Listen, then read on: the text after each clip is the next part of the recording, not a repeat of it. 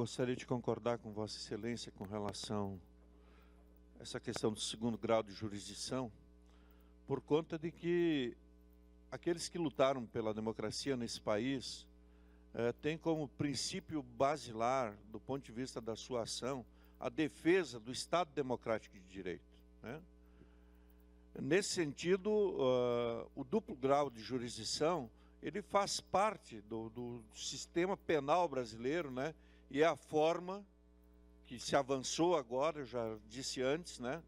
Que finalmente o Supremo entendeu que a partir da condenação em segundo grau, aí você mantém a pessoa presa, mas a partir da condenação em primeiro grau, tu tem que ter o direito de questionar se tu achou que a pena foi injusta, que tu é inocente e assim por diante. Isso é um princípio basilar do ponto de vista da defesa da democracia.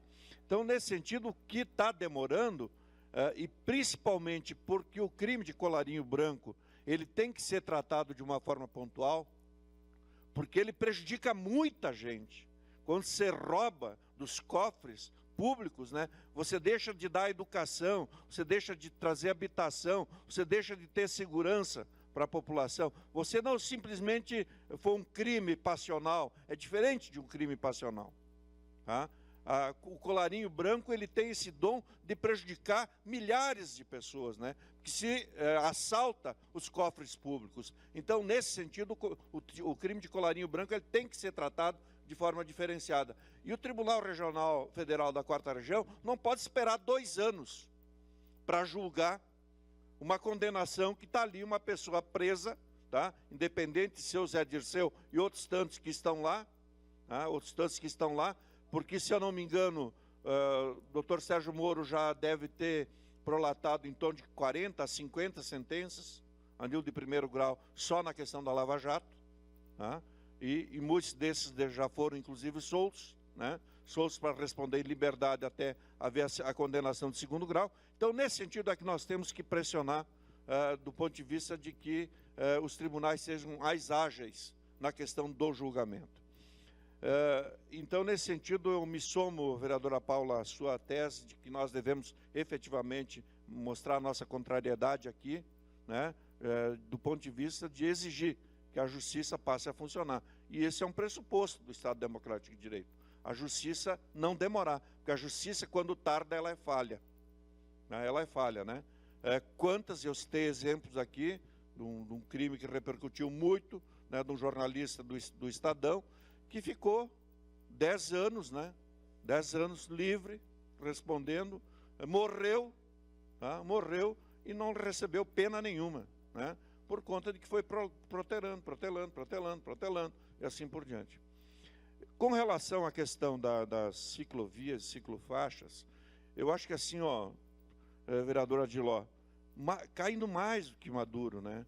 Essa questão, vereador Rafael, de que as ciclofaixas, nós temos 2 projetos que estão engavetados, que são os que dialogam com essa questão, que é a ciclovia no traçado da rede ferroviária, tá? Que ligaria Caxias à Forqueta, tá? Com uma ciclovia, tá? E uma outra que foi uma tentativa, inclusive minha sugestão, na época contando com o apoio do secretário Plain, quando se instituiu uma primeira iniciativa de uma ciclofaixa na perimetral, tá? Na perimetral. E lamentavelmente, muitas pessoas, Felipe participou, vereador Felipe, Bacilhar era secretário, perdão, tá? O que acontece em Caxias? Vereadora Paula, eu ia de bicicleta, eu falei que eu trabalhei na Pisani, né? Eu saía de bicicleta do bairro Cruzeiro, meu pai me deu uma bicicleta, eu saía de bicicleta do bairro Cruzeiro e ia até a Pisani trabalhar. Nessa época era possível, era um sofrimento subir o Travessão Sulferino ou a Avenida Sírios, né? Quando voltava para o bairro, principalmente cansado, né? Mas com o advento da motocicleta, praticamente se abandonou a bicicleta como instrumento de levar até o trabalho. E a bicicleta hoje ela é utilizada em Caxias basicamente porque é esporte e lazer. Esporte e lazer. Então, por que não deu certo na perimetral? Por que não deu certo?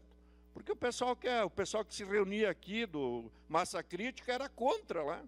Não, isso é um absurdo lá, não sei o quê, nós queremos em outros locais e tal, porque exatamente eles viam essa questão da ciclofaixa como uma alternativa mais de esporte e lazer. Então, nesse sentido, eu acho que está caindo de maduro algumas ações. E lá na Forqueta, tá, nós colocamos lá uma questão compartilhada, né? Lamentavelmente, o secretário Marachinho não implementou, acho que perdemos um monte de votos lá por conta disso, da revolta daquela população contrária a uma decisão, uma assembleia ampla lá, geral, com um monte de gente, que decidiram aceitar manter a faixa, mas que fosse compartilhada, pelo menos em um primeiro momento até ela se consolidar, tá?